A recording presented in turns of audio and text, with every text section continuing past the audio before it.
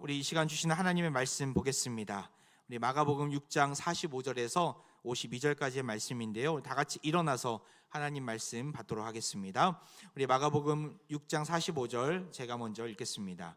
예수께서 즉시 제자들을 재촉하사 자기가 무리를 보내는 동안에 배 타고 앞서 건너편 벳세다로 가게 하시고 무리를 작별하신 후에 기도하러 산으로 가시니라. 저물매 배는 바다 가운데 있고 예수께서는 홀로 무태에 계시다가 바람이 거스름으로 제자들이 힘겹게 노젓는 것을 보시고 밤 사경쯤에 바다 위로 걸어서 그들에게 오사 지나가려고 하심에 제자들이 그가 바다 위로 걸어오심을 보고 유령인가 하여 소리 지르니 그들이 다 예수를 보고 놀람이라. 이에 예수께서 곧 그들에게 말씀하여 이르시되 안심하라 내니 두려워하지 말라 하시고 배에 올라 그들에게 가시니 바람이 그치는지라 제자들이 마음에 심히 놀라니 이는 그들이 그 떡 떼시던 일을 깨닫지 못하고 도리어 그 마음이 둔하여졌음이러라. 아멘. 네, 자리에 앉아주시기 바랍니다. 예전에 그 미국의 LA에 사는 어떤 한인이 목사님께 그런 질문을 했다고 합니다. 목사님, LA에 사는 우리 교민들이 가장 무서워하는 대상이 있는데 뭔 줄 아십니까? 잘 모르겠는데요. 예, 우리 한인들은 교민들은 흑인들을 제일 무서워합니다. 흑인들 보면은 총기 사고도 많이 일어나고 제일 무섭습니다. 근데 흑인들도 또 무서워하는 사람이 있더라고요. 흑인들이 무서워하는 사람이 누군지 아십니까? 누군데요? 물어보니까 스페인 계통의 멕시코인들을 제일 무서워합니다. 라고 얘기했습니다. 근데 목사님, 그런데 멕시코인들이 또 무서워하는 대상이 있습니다. 그가 누구입니까? 베트남 사람들 제일 무서워합니다. 베트남 사람이 보통이 아니거든요. 그러니까 또 물어봅니다. 목사님, 마지막인데 베트남 사람들이 제일 무서워하는 세상이 누군지 아십니까? 바로 한국 사람을 제일 무서워합니다. 월남 전쟁 때 한국 사람들이 하도 싸움을 잘해서 제일 한국 사람들을 무서워한답니다. 이러한 이야기가 있습니다. 참으로 이상한 질문이지 않습니까? 이상 관계지 않습니까? 한국인들은 흑인들을, 흑인들은 멕시코인들을, 멕시코인들은 베트남인들은 한국인들을 제일 무서워하는 이 두려움의 대상들이 있는 것이죠. 우리 모든 인간은 두려움을 경험합니다. 제가 두려움에 대한 설교를 한 몇 주 전에 한 적이 있는데 좀 더 오늘 말씀을 통해서 두려움에 대해서 들여다보기를 원합니다. 두려움에 관한 아티클이 있더라고요. 제가 한번 찾아보니까 어떤 것을 두려움을 느끼는가, 어떤 것에 두려움을 느끼는가, 두려움의 종류가 다양하더라고요. 먼저는 실패에 대한 두려움이 있다라고 합니다. 그리고 미지의 것에 대한 두려움도 있습니다. 알지 못하는 것, 가보지 않는 세상에 대한 불확실성에 대한 두려움인 것이죠. 남보기에 위신이 서지 않는 직업에 대한 두려움, 또한 인정받지 못하는 것에 대한 두려움, 또한 어떤 무리에 포함되지 못할까 봐 드는 두려움도 있다고 합니다. 수치심에 대한 두려움, 또한 뒷말을 하는 친구와 또 사람들에 대한 두려움이 있는 것이죠. 여기 말고도 또 어떤 내가 시대에 뒤처지지는 않는가, 남들보다 뒤처지지는 않는가라는 두려움들도 있고 버림받을 것 같은 두려움도 있다라고 합니다. 여러분들은 어떠한 두려움을 경험하고 계십니까? 사실 이런 두려움들은 세상 사람들이 모두가 다 느끼는 두려움입니다. 근데 진짜 두려움이 있어요. 우리 인간에게 있어서 본질적이고 가장 그 깊은 내면의 두려움이 있습니다. 무엇입니까? 바로 죽음에 대한 두려움입니다. 이런 두려움은 어디서부터 시작된 것입니까? 우리가 잘 알고 있듯이 아담과 하와의 죄로부터 두려움이 시작된 것이죠. 아담과 하와가 하나님이 먹지 말라 한 그 선악을 알게 하는 나무의 열매를 먹음으로 인해서 그 불순종함으로 두려움을 느끼게 됩니다. 바로 수치심을 먼저 경험하지 않습니까? 무화과 나무 잎으로 자기의 몸을 가리면서 벗은 몸을 가리고 하나님으로부터 그 두려움 가운데서 숨게 되는 것을 우리는 창세기 말씀을 통해서 보게 됩니다. 이러한 두려움, 바로 하나님으로부터 심판당할까 봐, 죽임을 당할까 봐 겪는 두려움인 것이죠. 이것이 모든 두려움의 근본적인 본질적인 시작이다라고 말씀드릴 수 있습니다. 우리는 죄악으로 인해 두려움을 느끼게 된 것입니다. 어떠한 죄악입니까? 바로 하나님을 믿지 않는 죄, 하나님의 말씀을 신뢰하지 못하고 불신앙 가운데 거하는 죄악인 것이죠. 오늘 본문에 보면 이 제자들이 또 다른 두려움을 느끼게 됩니다. 오늘 이 자리에 함께하고 있는 우리 모든 화평 가족들 안에서 삶의 여러 두려움으로 인하여 고통 가운데 파묻혀 있는 분들이 계시다면 다시금 우리의 삶을 다스리시는 그 주님을 깊이 경험하고 그 두려움의 자리에서 일어나는, 박차고 나오는 은혜가 있기를 간절히 소망합니다. 예수님은 오병이어를 통해 남자만 5,000명, 그 부인들과 또한 그 여인들과 아이들까지 합치면 거의 2만 명이나 되는 사람들을 먹여 주셨습니다. 오병이어를 통해서 말입니다. 그리고 어떻게 행동하고 계십니까? 45절과 46절 말씀 같이 한번 읽어보겠습니다. 시작. 예수께서 즉시 제자들을 재촉하사 자기가 무리를 보내는 동안에 배 타고 앞서 건너편 베세다로 가게 하시고 무리를 작별하신 후에 기도하러 산으로 가시니라. 45절에 예수님은 제자들을 재촉하셨다라고 이야기합니다. 제자들을 배에 태우고 빨리 저 건너편에 있는 베세다로 넘어가라 라고 하신 것이죠. 그러면 지도를 한번 볼까요? 이렇게 예수님이 모병이어 사건을 벌이신 곳은 타부가라는 곳으로 성경학자들은 추측하고 있습니다. 가버나움과 가까운 곳이었죠. 이 타부가에서 베세다로 넘어가는 그러한 뱃길이 있었나 봅니다.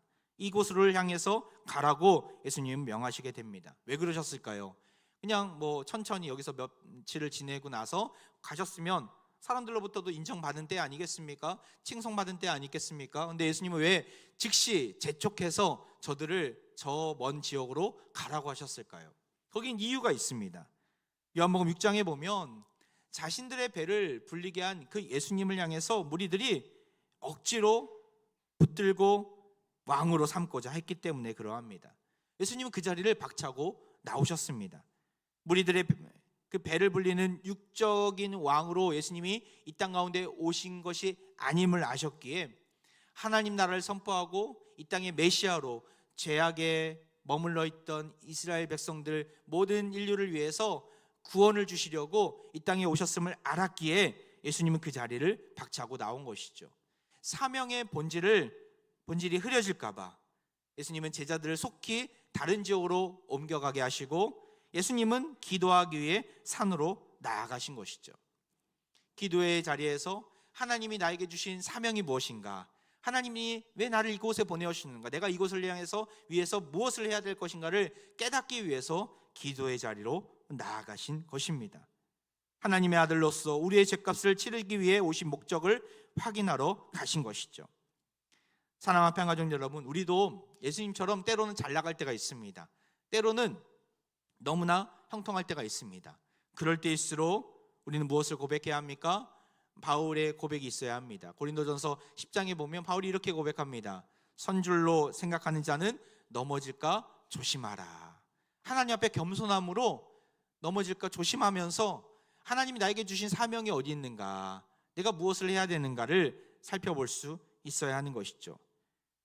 우리가 어깨가 으쓱해지고 사람들이 우리를 인정할 때 때로는 이것이 나에게 교만으로 찾아오게 되고 높아질 수 있는 그 순간 우리는 곰곰이 하나님의 계획이 어디 있는가, 하나님의 뜻이 어디 있는가를 살펴볼 수 있어야 합니다.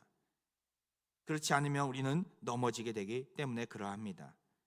모든 것이 하나님의 은혜임을 아는 자들은 사명의 자리에서 날마다 주님의 뜻이 어디 있는가를 살펴보는 자들입니다.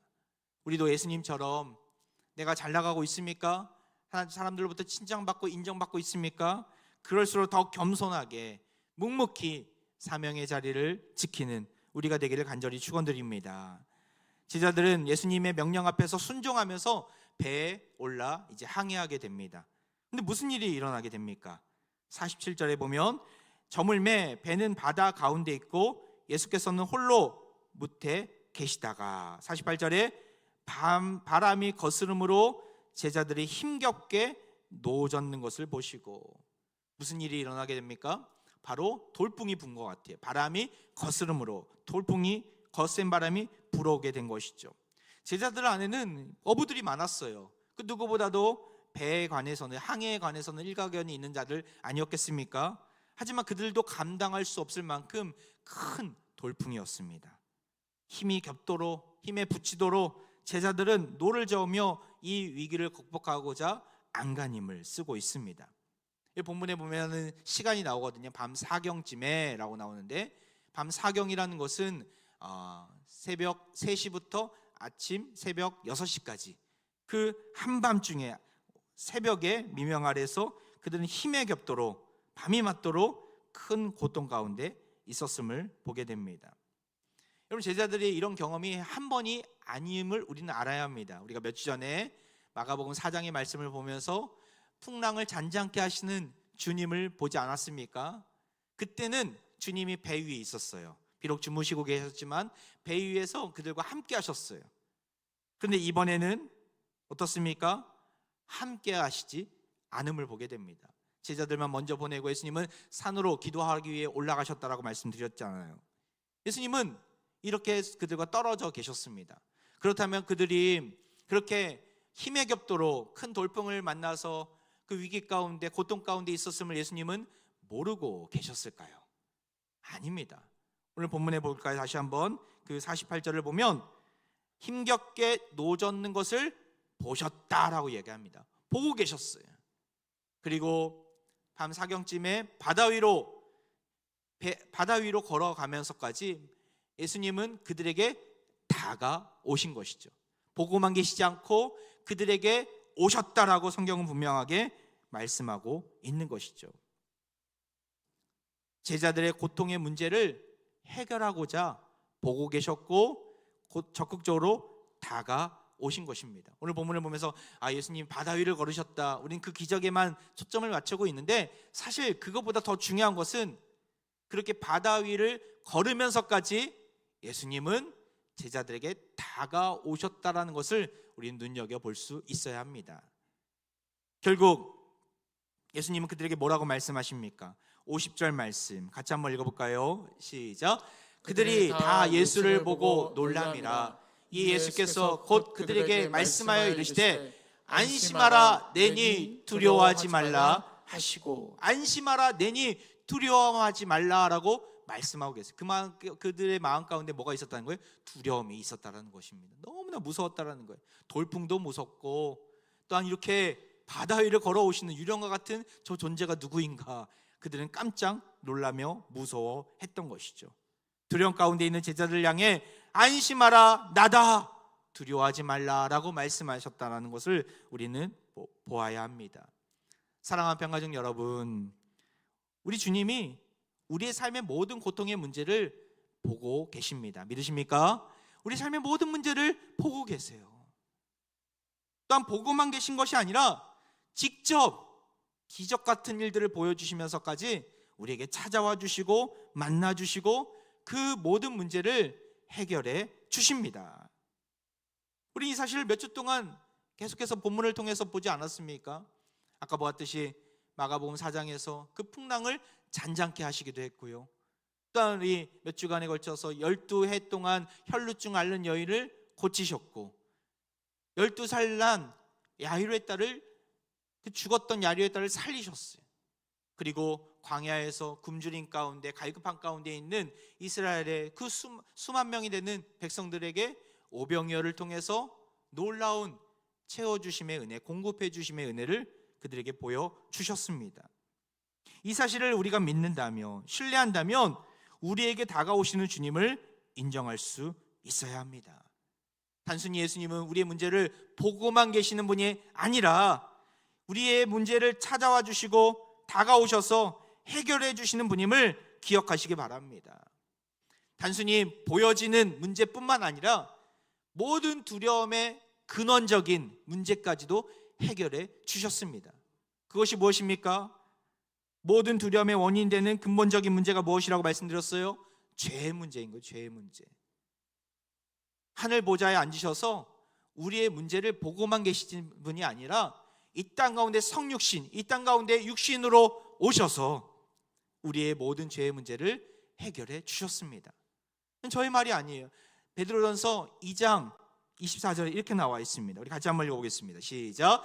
친히 나무에 달려 그 몸으로 우리 죄를 담당하셨으니 이는 우리로 죄에 대하여 죽고 의에 대하여 살게 하려 하심이라. 그가 채찍에 맞음으로 너희는 나음을 얻었나니. 죄로 인해 신음하고 고통 가운데 있는, 두려움 가운데 있는 우리를 살려주시려고 하늘 보좌를 버리시고 이 땅에 오신 그 예수님, 이 땅에 오셔서 우리의 문제를 그냥 옆에서 보고만 계신 것이 아니라 그 문제를 해결하시려고 십자가에 올라가셔서 우리를 위해 물과 피를 다 쏟아내시고 우리가 치러야 될 죄의 대가를 다 치러주셔서 우리는 어떻게 됐습니까? 바로 나음을 얻은 것이죠. 회복을 누리게 된 것이죠. 의에 대하여 살게 하려 하심이라 우리를 살려주신 것입니다. 이 얼마나 놀라운 은혜입니까? 우리는 그 은혜로 말미암아 놀라운 생명, 영원한 생명을 얻게 된 줄 믿으시기 바랍니다. 그렇게 우리는 주님께 감사하며 모든 것이 주님의 은혜입니다 고백할 수 있어야 합니다. 여기서 예수님이 하신 말씀을 좀 더 집중해서 보려고 하는데요, 예수님은 두려움에 떨고 있던 제자들에게 뭐라고 말씀하셨다고요? 다시 한번 50절을 보면 내니 안심하라, 내니 두려워하지 말라, 내니 두려워하지 말라. 이 말은 너무나 중요한 신학적인 의미가 담겨져 있습니다. 내니라는 이 단어, 나다라는 것입니다.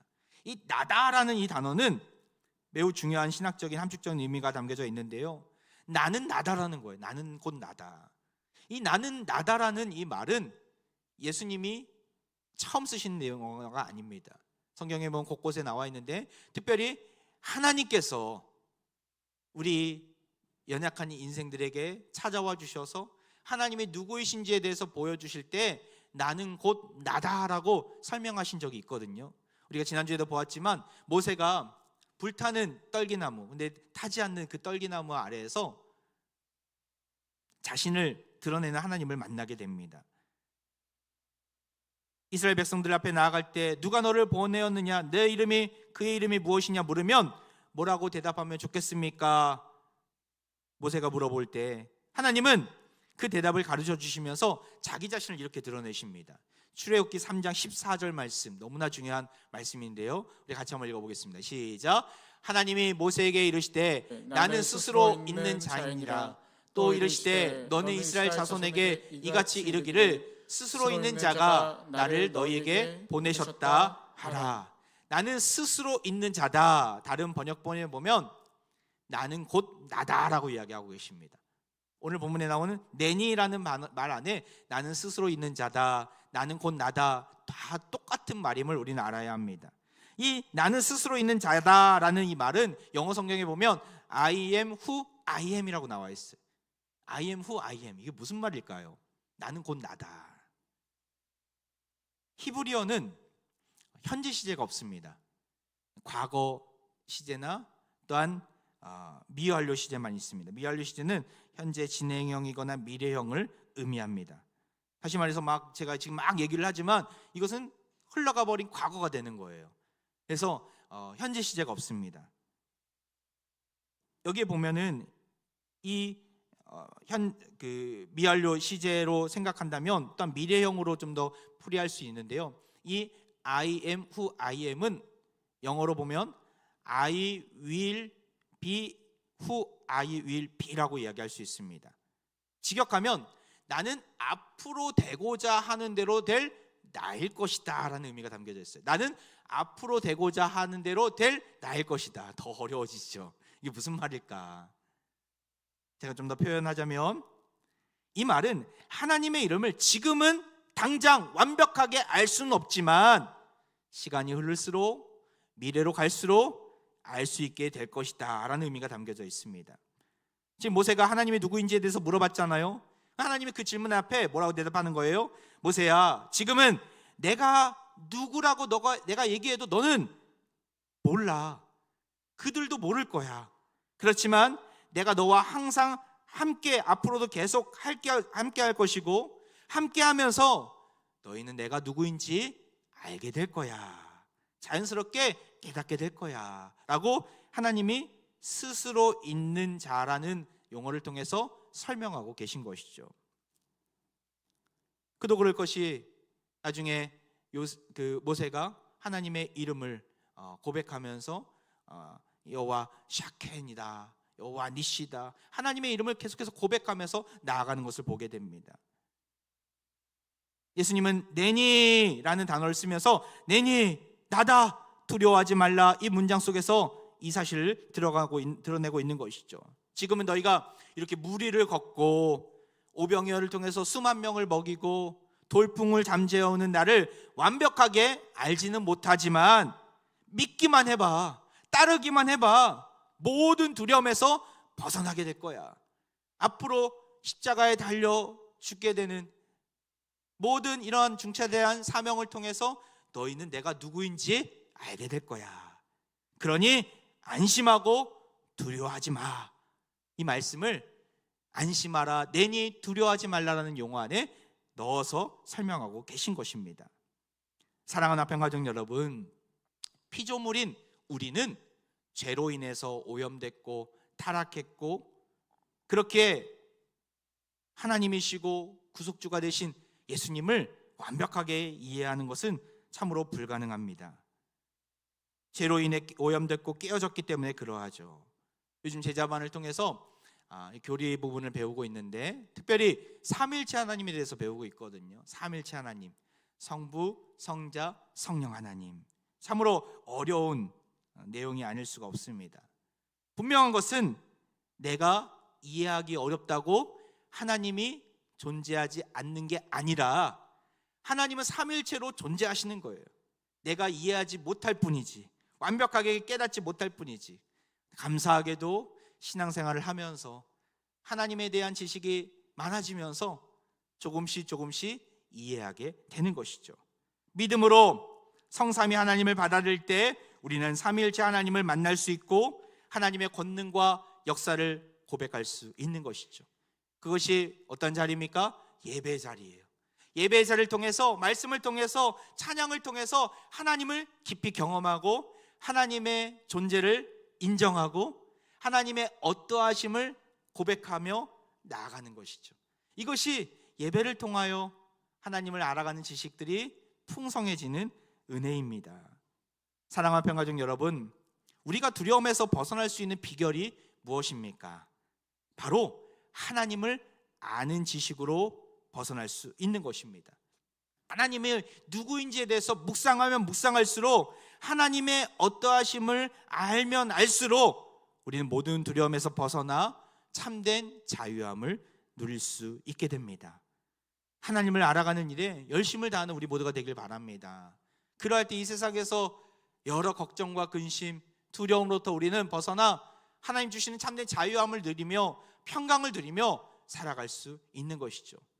인생의 고단한 현실을 마주하고 있습니까? 여러 질병으로 두렵고 트라우마로 갇혀있는 인생을 살아가고 있습니까? 하나님을 더 깊이 묵상하고 하나님을 더욱더 알아가게 힘쓰는 우리 모두가 되길 바랍니다. 그러할 때 우리는 참된 자유함과 소망을 누릴 수 있게 됩니다. 목사님, 먹고 살기에 정말 바쁜 현실입니다. 이것도 해야 되고 저것도 해야 되고 또 여기도 아프고 저기도 아프고. 하나님, 목사님, 저는 그렇게 할 수 있는 시간이 없습니다. 그것은 한가한 사람이나 하는 일입니다 라고 생각하는 분들 계십니까? 하나님을 아는 지식이 아닌 세상의 잡다한 지식으로 나를 채우게 되면 결국 우리는 두려움이라는 늪에 빠져들고 말 것입니다. 더 깊이 빠져나올 수 없는, 헤어나올 수 없는 그 늪에 빠져들고 말 것입니다. 내 안에서는, 그리고 세상 안에서는 우리 인생을 내걸 수 있을 만한 가치 있는 지식이 없습니다. 오직 말씀 안에, 오직 하나님을 알아가는 지식 안에 나를 자유하게 하는, 모든 두려움에서 벗어날 수 있는 은혜가 있기에 더욱더 하나님을 알아가는 일에 온 힘을 다하는 우리가 되길 바랍니다. 베드로도 그가 썼던 베드로전서 후서를 결론 지으면서 베드로후서 가장 마지막 절인 3장 18절에 이렇게 고백하고 있어요. 우리 같이 한번 읽어보겠습니다. 시작. 오직 우리 주 곧 구주 예수 그리스도의 은혜와 그를 아는 지식에서 자라가라. 영광이 이제와 영원한 날까지 그에게 있을지어다. 아멘. 하나님의 은혜와 예수 그리스도를 알아가는 지식에서 자라가라라고 이야기하고 있습니다.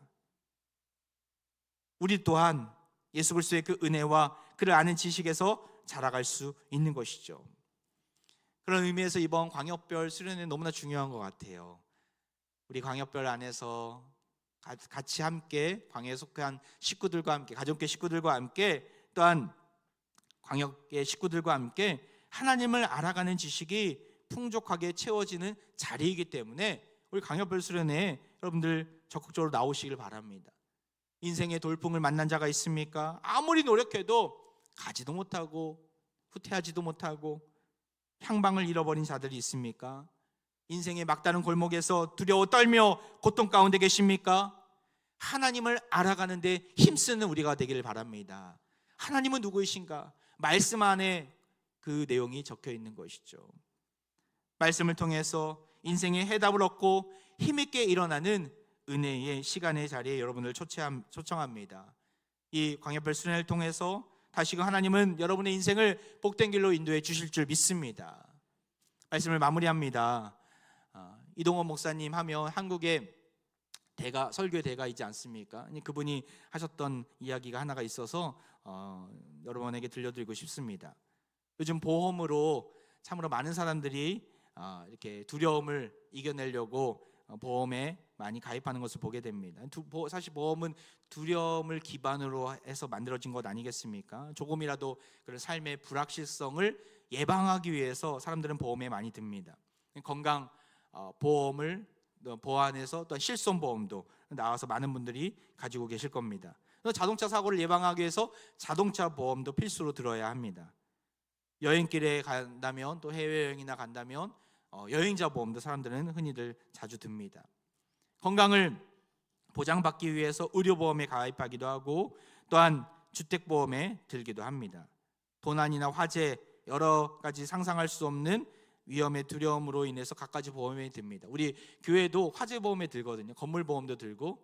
그래서 우리 교회 바운더리 안에서 어떤 사고나 또 어떤 큰 일이 있으면은 이제 보험으로 어느 정도 커버할 수 있도록 좀 금액이 비싸더라도 우리 어린 아이들을 좀 보호하기 위해서 연약한 어르신들을 보호하기 위해서 전교인을 보호하기 위해서 보험을 들고 있습니다. 유럽의 유명 축구 스타들은 발에 보험을 든다고 하더라고요. 다리가 다치면 안 되니까. 손이 예뻐서 손만 광고에 쓰는 분들이 있더라고요. 손보험이 있다고 하더라고요. 요즘에 제가 아는 지인이 보험을 하고 있어서 물어보니까 요즘 가장 많이 나가는 보험이 무엇입니까? 물어보니까 펫보험이더라고요. 펫보험, 애견 보험을 많이 든다고 하더라고요.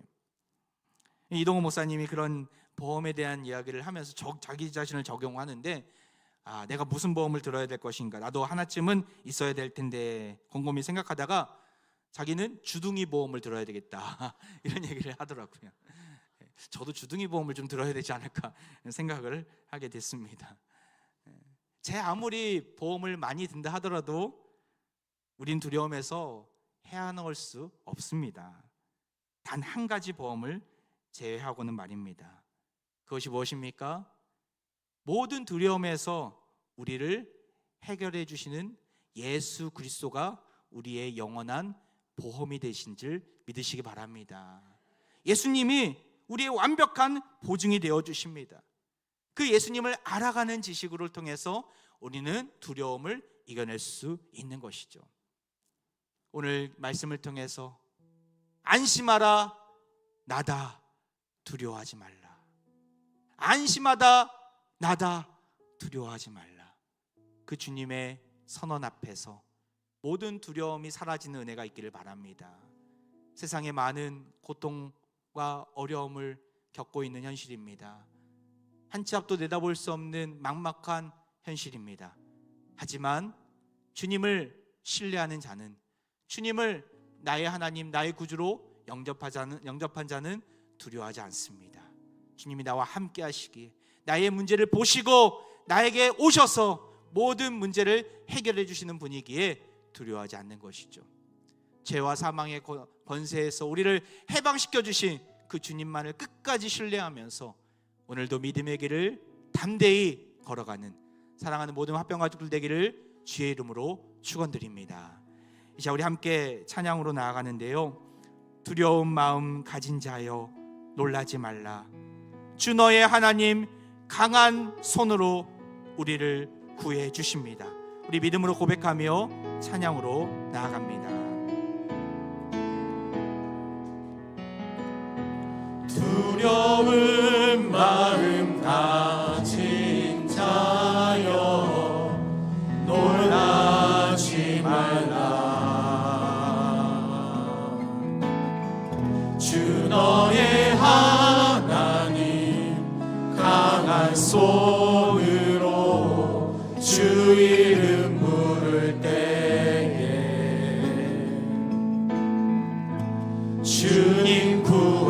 다시 한번 고백합니다. 두려움 가진 자요, 두려운 마음 가진 자여 놀라지 말라. 주 너의 하나님 강한 손으로 주 이름 부를 때에 주님 구하시니 주 오셔서 구하시니 주 오셔서 구원하시니 약한 자들에게 강한 능력으로 주 오셔서 구원하시니 주 오셔서 구원하시니 주 오셔서 구하시니 주 오셔서 구원하시니 눈을 들어보라 회복의 능력은 주 오셔서 구원하시니. 우리 2절입니다. 상한 마음 가진 자요, 상한 마음 가진 자여 낭망치 말라. 주 너의 하나님 사랑의 발로 주 이름 부를 때에 주님 우리 다시 한번 상한 마음 가진 자여 낭망치 말라. 상한 마음 가진 자여 낭망치 말라. 주 너의 하나님 사랑의 발로 주 이름 부를 때에 주님 우리 두 손 들고 찬양합니다. 주 오셔서 구하시니 주 오셔서 구하시니 주 오셔서 구원하시니 약한 자들에게 강한 능력으로 주 오셔서 구원하시니 마지막으로 주 오셔서 구원하시니 주 오셔서 구하시니 주 오셔서 구원하시니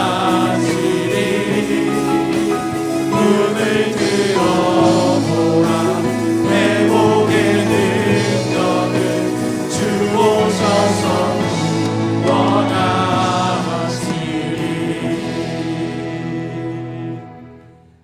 할렐루야. 낮고 천한 이곳에 우리를 구하시기에 오신 주님을 찬양합니다. 하나님을 아는 지식에서 자라나갈 수 있는 은혜 주셔서 감사드립니다. 그럼에도 불확실한 삶이 있다고 걱정과 근심의 자리에 불안에 떨며 허우적댔던 방황했던 우리를 이 시간 불쌍히 여겨 주옵소서. 안심하라 내니 두려워하지 말라. 안심하라 내니 두려워하지 말라.